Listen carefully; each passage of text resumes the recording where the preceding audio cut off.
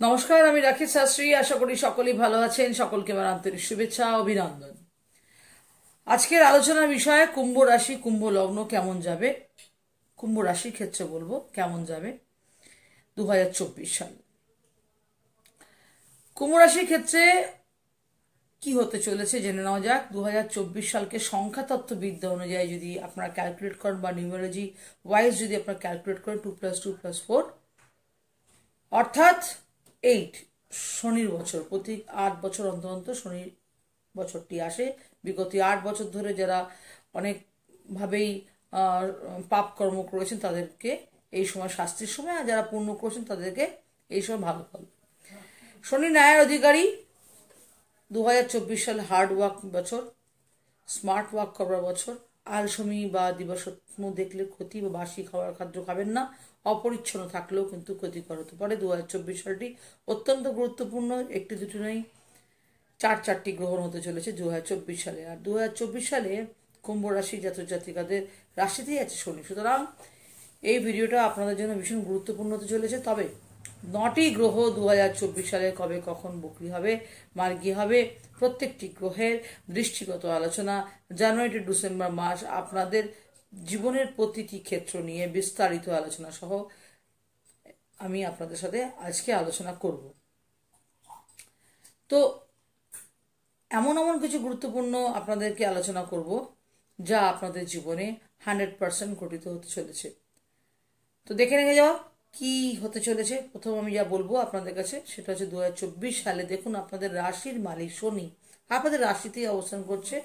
7.5 দ্বিতীয় চরণে আপনারা রয়েছেন এবং বছরের শুরুতেই কিন্তু মার্গী আছে এবং স্বগৃহে ষষ্ঠ নামক পঞ্চম মহাপুরুষ যোগ কিন্তু আছে। এবং কুম্ভ রাশি জাতিকাদের বিশেষ করে 30 জুন থেকে 14ই নভেম্বর এই সময় কিন্তু স্বাস্থ্যগত ব্যাপারে টেনশন থাকতে পারে এবং আদারওয়াইজ 1লা জুলাই থেকে শুরু করে 14ই নভেম্বর পর্যন্ত এই যে টাইমটা হবে বাকি সময়টি আপনাদের শরীর স্বাস্থ্যে আপনাদের উন্নতি অনুভব করবেন। ইমিউনিটি সিস্টেম আপনাদের ইনক্রিজ করতে চলেছে। এক কথায় বলতে গেলে দীর্ঘদিনে পুরনো কোনো রোগ সহ অসুস্থতা থেকে 2024 সালে কিন্তু আপনারা মুক্তিপ্রাপ্ত হতেই পারেন। দ্বিতীয় যে কথাটা বলবো আপনাদেরকে সেটা আরেকটি কথা বলবো। কোনো নেতিবাচক কথাবার্তা তো বলতে ভালো লাগে না, কিন্তু তাও গ্রহ নক্ষত্রের হেরফের অনুযায়ী ইন জেনারেল প্রেডিকশন আমি আপনাদের করছি। রাহু সুদীর্ঘ 18 বছর পর আপনাদের পরিবার বাণী অর্থের ভাবে প্রবেশ করেছে। তাহলে পরিবার পরিজন, নিকটস্থানীয় ব্যক্তিবর্গ, আত্মীয় স্বজন, বন্ধু বান্ধব, এমনকি শ্বশুর শাশুড়ির সাথেও আপনাদের কিন্তু এবছর সম্পর্কে একটু অবনতি হতে পারে। বিশেষ করে আপনার মুখশ্রীতে বাণীর কারণে আপনাদের কাছের মানুষের সাথে কথা বলবার সময় খুব চিন্তা ভাবনা করে বলবেন। কথা আছে যে বোবার কোনো শত্রু নেই। কথাবার্তা যদি ভাবনা চিন্তা করে না বলেন তাহলে মুখ ফসকে এমন কোনো বেরিয়ে যাবে আপনি আপনার কথার কারণে কিন্তু কাছের মানুষজনদেরকেও আপনার শত্রু বানিয়ে ছাড়তে পারেন। বিশেষ করে যারা বিবাহিত, যারা এই 8th হাউসের ক্ষেত্রে প্রবেশ যেহেতু, তাই বলবো যে শ্বশুর শাশুর সাথে সম্পর্ককে আপনাদের অত্যন্ত উন্নতি করার প্রয়োজন এবছর পরিলক্ষিত হচ্ছে। এ বিষয়ে অত্যন্ত সচেতন থাকুন, তাতে সুবিধা হবে আপনাদের। ব্যাংক ব্যালেন্স নিয়ে বলবো এবারে। ব্যাংক ব্যালেন্স কিন্তু এবছরে কিন্তু ঘাটতি আপনারা কিন্তু অনুভব করতেই পারেন এবং কর্মজীবনেও কিছু বাধা আপনাদের সঙ্গে আসতে পারে। খরচের মাত্রা হয়তো বৃদ্ধি পেতে পারে 30 জুনের পর থেকে, এবং 9ই অক্টোবরের পর খরচের মাত্রা আরও বৃদ্ধি পেতে পারে। 9ই অক্টোবরের পর বৃহস্পতি বকরি হবে আর 30 জুন শনি বকরি হয়ে যাবে।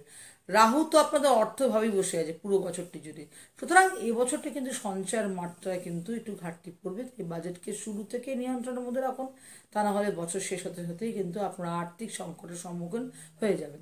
বছরের শুরুতে যতটা ল্যাভিশলি লাইফস্টাইল পুরুষ হয়ে থাকলে বিনোদনের খাতে, মহিলাদের ক্ষেত্রে রূপচর্চার খাতে যতটা কম অর্থ বিনিয়োগ আপনারা করবেন সেটাই কিন্তু আপনাদের ক্ষেত্রে বেটার। এ বিষয়ে অত্যন্ত সজাগ থাকার প্রয়োজন আপনাদের বন্ধুরা। আরেকটি কথা যেটা বলবো, যেটা সুখবর, নেক্সট যেটা বলবো, 1লা মে আগে পর্যন্ত বৃহস্পতি 3rd হাউসে থেকে পূর্ণ দৃষ্টি দিয়ে নিজের ঘর লাভ ভাবকে দেখছেন এবং যার ফলস্বরূপ এবছর কিন্তু আপনাদের দৈনিক ইনকাম 100% বাড়তে চলেছে, অন্ততপক্ষে 1লা মে আগে পর্যন্ত। ডেলি ইনকাম বাড়বে, যার কারণে মনের বিভিন্ন স্বপ্ন কল্পনা আপনারা বাস্তবে রূপান্তর করার চেষ্টা করবেন, এবং যার কারণে আপনাদের খরচ বেড়ে যাবে, আপনাদের সঞ্চয় মাত্রা কমে যেতে পারে। তবে দৈনিক ইনকামের স্রোতে কিন্তু কিন্তু আপনাদের বাধা বিপত্তি আসবে না। বিশেষ করে বছরের ফার্স্ট হাফে আপনাদের স্যালারি ইনক্রিমেন্ট হতে পারে, চাকরিজীবীদের কোনো না কোনো স্থান থেকে অর্থের আগমন হতে পারে, বা একাধিক উপায়ে অর্থের আগমনের উৎস আপনারা তৈরি করতে পারেন। মনে ক্রিয়াকর্মে নতুন টাকা পয়সা রোজগার ধান্দাগুলো আপনাদের আসতে পারে, সুযোগ সুবিধা, সেখানে কিন্তু আপনারা উপকৃত হবেন। পঞ্চম যে কথাটা আপনাদেরকে বলবো, বৃহস্পতির পঞ্চম দৃষ্টি সূর্য ঘরে আপনাদের 7th হাউসে থাকবে, যদিও এখানে কিন্তু শনি দৃষ্টি পুরো বছরটাই জুড়ে থাকছে। তা সত্ত্বেও 1 মের আগে পর্যন্ত বৃহস্পতি দৃষ্টি সূর্যের গৃহে। আমি বলবো যে আপনারা যদি প্রচেষ্টা করেন, বছরের ফার্স্ট হাফেই অবিবাহিত যারা রয়েছেন 100% তাদের বিবাহ যোগ পরিলক্ষিত হচ্ছে, এবং আপনাদের উচিত 1 মের পরে গিয়ে 30শে জুনের পরে গিয়ে আপনাদের বিবাহ না করা। অবিবাহিত যারা বিবাহ করতে চান তারা বলবো তাদেরকে 30শে জুনের আগে করতে বলবো। 30শে জুনের পর শনি যখন বক্রি হয় তখন কিন্তু সময় সুযোগটা আপনাদের জন্য অত্যন্ত সুযোগ সুবিধা নয়। স্বামী স্ত্রী 30শে জুন থেকে 14ই নভেম্বর এই সময়টিতে একে অপরের কথাবার্তার দিকে খেয়াল রাখতে হবে, না নাহলে সম্পর্ক জীবনে ভাঙনও দেখা দিতে পারে। যারা নবদম্পতি আছেন, সন্তান প্রাপ্তির প্ল্যানিং করছেন, তারা প্রচেষ্টা চালিয়ে রাখুন, অবশ্যই কিন্তু আপনার সময় সুযোগ পেয়ে যেতে পারেন 1 মের আগে পর্যন্ত। 1 মের আগে অবিবাহিতের 100% বিবাহের যোগ থাকছে, মানে বিশেষ বিশেষ চান্স থাকছে। দেখুন, রাহু কিন্তু বছরটা জুড়ে আপনাদের 6th হাউসে দৃষ্টি প্রদান করছেন। 6th হাউসের অধিপতিকে চন্দ্র তো 2 থেকে 8 দিন অন্তর অন্তর এক একটা রাশিতে পরিবর্তন করে থাকে আপনাদের ক্ষেত্রে। তাহলে আপনাদের 6th হাউসের অধিপতি হচ্ছেন চন্দ্রদেব, আর চন্দ্রদেবের ঘরে রাহু দৃষ্টি, যদিও 6th হাউসের রাহু দৃষ্টি অত্যন্ত শুভ বলে মানা হয়েছে, তবে এবছর কিন্তু আপনাদের শত্রুর সংখ্যা একটু বৃদ্ধি পেতে পারে। আপনাদের ক্রিয়াকলাপ মানুষের কুনজরে পড়তে পারে। এবছর নতুন কোনো লোন বা ঋণ নেওয়া থেকে আপনাদেরকে বিরত থাকতে হয় বন্ধুরা। মামা বাড়ির সাথে সম্পর্কের ক্ষেত্রে মজবুত করার চেষ্টা করতে হবে, তবে কিন্তু আপনারা অবশ্যই আপনার জীবনকে সহজ সরল উপায়ে প্রবাহিত করতে পারবেন। আদারওয়াইজ এই রোগ, ঋণ, শত্রু 3টে জিনিসে কিন্তু আপনাদের এই বছর একটু হলেও ভুগিয়ে দিতে পারি। মানে এটা ওভারঅল কথা বললাম। বৃহস্পতির কিন্তু 1 মের পর অত্যন্ত দৃষ্টি থাকবে আপনাদের 12th হাউসে। তাহলে কি হচ্ছে যে আপনাদের এবছর কিন্তু বছরের শেষ পর্যায়ে গিয়ে আধ্যাত্মিক চিন্তন চেতনা অত্যন্ত বৃদ্ধি পেতে চলেছে। মানুষ কেনই বা জন্মায়, কেনই বা মৃত্যুবরণ করে, জন্ম মৃত্যুর বন্ধন থেকে মুক্তি পেয়ে মোক্ষ লাভের উপায় বা কি, এর প্রতি ধ্যান ধারণা আকর্ষণ আপনাদের বৃদ্ধি পাবে। আধ্যাত্মিক ক্রিয়াকলাপে নিজেদেরকে নিমজ্জিত করতে চাইবেন আপনারা, এবং মানসিক প্রফুল্লতাও কিন্তু আপনারা অর্জন করতে চলেছেন। তবে এই কথা কিন্তু খরচ একটু বাড়াতে চলেছে। বারবার বলবো, খরচ বাড়লেও সেটি যদি ধর্মীয় কারণে বা সামাজিক কারণে অনুদান স্বরূপ হয়, সেখানে মানসিক প্রফুল্লতা আছে। কিন্তু যদি ল্যাভিশ লাইফ স্টাইলের কারণে, কেয়ারলেস অ্যাটিটিউডের কারণে অন্যকে সন্তুষ্ট করবার জন্য যদি পড়ে থাকেন, তাহলে কৈফত কিন্তু আপনাকে বছরের শেষে দিতেই হতে পারে। 2024-এ আর্থিক সংকট কিন্তু অনুভব হতে পারে বছরের শেষ প্রথম থেকেই, এটা সাবধানে থাকার চেষ্টা করুন। তো একটি সুখবর আপনাদের জন্য রয়েছে।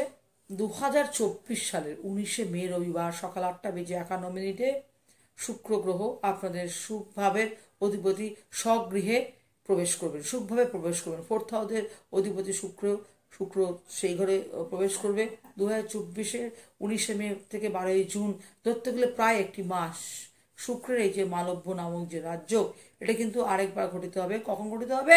ধরে নিন আপনার সেপ্টেম্বরের 18 তারিখ থেকে নিয়ে অক্টোবরের 13 তারিখ পর্যন্ত, এই সময়টিতে, এই দুটি টাইম। আবার আমি বলছি, মে মাসে 19 তারিখ থেকে জুন মাসে 12 তারিখ, আবার একই সময় আপনারা পাবেন সেপ্টেম্বরের 18 তারিখ থেকে অক্টোবরের 13 তারিখ। এই 2 মাস আপনারা কিন্তু অবশ্যই ভাগ্যের পূর্ণ সমর্থন পেতে চলেছেন। নতুন জমি, বাড়ি, গাড়ি যদি ক্রয় করার ইচ্ছা থাকে এই সময়ের মধ্যে ক্রয় করুন, অত্যন্ত সুফল পাবেন। বা পুরনো জমি, বাড়ি, গাড়ি যদি বিক্রয় করার চেষ্টা করুন, তাহলে এই সময় করুন, তাহলে মনের পছন্দসই ক্রেতা আপনারা পাবেন। এই সময় ভাগ্যের পূর্ণ সমর্থন আপনারা পেতে চলেছেন বন্ধুরা। এই সময় কিন্তু পিতার সাথেও আপনাদের সম্পর্কের উন্নতি হয়, পিতার স্বাস্থ্যের উন্নতি হবে, বা পিতা পিতৃতুল্য ব্যক্তির দ্বারা কোনো উপকৃত হতে পারেন। এই সময়টিতে আপনারা তীর্থযাত্রা, তীর্থ ভ্রমণ করতে পারেন। উচ্চশিক্ষায় সকল বাধা বিপত্তি কেটে যাবে, ভাগ্যের পূর্ণ সমর্থন পাবেন, আপনারা নেতিবাচক শক্তি থেকে আপনারা মুক্তি পেতে চলেছেন বন্ধুরা।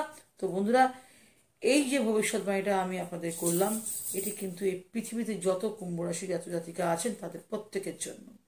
যখন আমরা কোনো বাৎসরিক গণনা করি তখন কিন্তু শনি, রাহু, কেতু, বৃহস্পতি, 4টি মেন গ্রহ কিন্তু অত্যন্ত গুরুত্বপূর্ণ।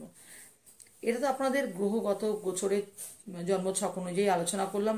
আপনার জন্মছক বা ন্যাটাল চার্টে রাহু, শনি, কেতু, বৃহস্পতি ঠিক কোথায় বসে আছে, কারক ঘরে না মারক ঘরে, যে গৃহে বসে আছে সেই গৃহের অধিপতি কোথায় বসে আছেন, এই 4টি গ্রহের দৃষ্টি কোথায় কোথায় পড়ছে, রাহু বৃহস্পতি পঞ্চম সপ্তম নবম দৃষ্টি, শনি তৃতীয় সপ্তম দশম দৃষ্টি কোথায় কোথায় পড়ছে, জন্মছকে আপনার জন্মকালীন সময় এই গ্রহগুলি কোন নক্ষত্র ছিল, আপনার জন্ম কোন নক্ষত্র হয়েছিল এবং কোন নক্ষত্র কততম চরণে জন্মের সময় আপনার কোন গ্রহের মহাদশা দশা ছিল, বর্তমানে পজিটিভ প্ল্যানেট কি নেগেটিভ প্ল্যানেট বা দশা অন্তর্দশা প্রত্যন্ত দশা কি চলছে, এর সাথে সাথে আপনার জন্মকালীন যোগ কি, করণ কি, পায়া কি, তিথি কি, গণ কি, যোনি কি, এই সব কিছু দেখার পর বিশ্লেষণ করা সম্ভব 100% অথেন্টিক ব্যক্তিগত উপায়, যা আপনারা অ্যাকচুয়ালি 2024 সালটি কেমন অতিবাহিত হবে।